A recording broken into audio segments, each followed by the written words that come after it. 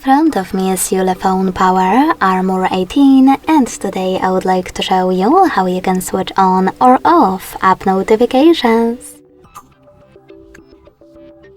Begin by going into settings and clicking on notifications right away.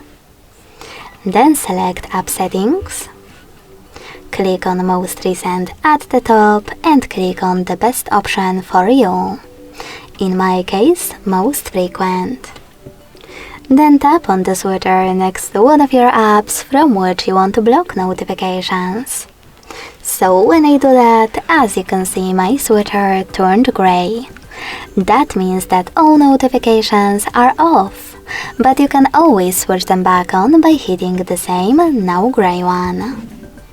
You can even just click on one of your apps on the left and manage all notifications from here.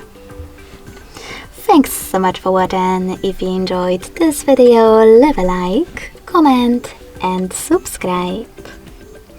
Bye!